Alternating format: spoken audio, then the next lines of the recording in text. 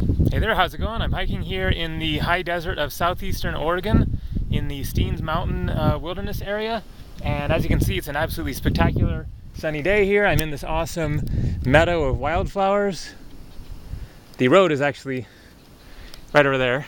Haven't walked too far yet. I just saw this little grove of trees from the road and thought that I would hike over there, check it out. Looks like a nice spot there, and then I think that there's a little creek coming down here. So in this video then I just wanted to discuss a little bit the concept of conscious breathing and how important it is. That breath is life. In ancient Sanskrit, in the yogic traditions, then the word prana means both life force energy and the breath. And so the breath is associated with life force energy, with sort of the essence of life itself. All right, here's this pretty little creek. Perfect little babbling brook. And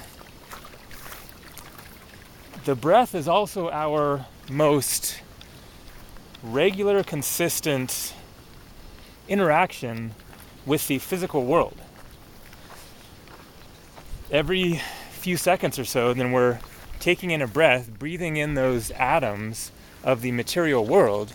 And there are certainly different schools of thought when it comes to physicality, and a lot of spiritual paths are saying basically that the physical world is a distorted realm, and it is illusory, and that it is not really real, and that the spiritual realms are upper realms that are more divine than the physical world, and that spirituality means focusing upwards, focusing on another realm beyond this world, and to some extent of denying the physical realm. And I just happen to disagree with that. I think that the physical world is every bit as divine as is the upper dimensions, and I do believe in upper dimensions and realms, and you know, the realms of the angels and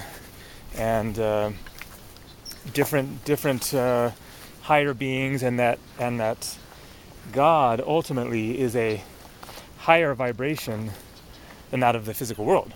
However, that the physical world is you know, the realm of earth, and being a human being here walking on the ground and being in this world of hard physical matter is basically just a school of learning created for the purposes of learning and evolution and growth, and that it is every bit as divine.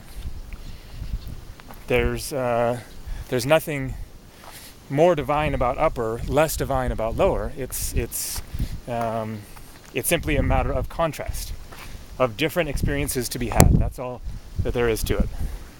This physical world is fully godly as much as are the upper realms. It's just a matter of what kind of an experience you're choosing to have. You're here on Earth because you chose to have an earthly experience. And many people are awakening to the reality that we are not just biological life forms, just a human body that happens to be conscious, but that we are spiritual beings having a human experience. But that does not mean that the human experience is not divine. So pardon my rambling there off topic a little bit, but the point being, coming back around to breathing, that breathing is taking in the physical realm, the physical world, the atoms that make up this physical universe. And so breathing is a constant exchange with the physical world. And there is energy, there is chi, there is prana in the atoms of this physical world, in all the atoms. All atoms are vibration, they're movement, they're little tiny particles whizzing around, and thus they have energy. And so breathing, is a matter of taking in that energy of the universe directly into our body, and then exhaling it. And then obviously eating is another element of, or another way of taking in the energy of the physical realm and utilizing it. But breathing is something that we're doing constantly.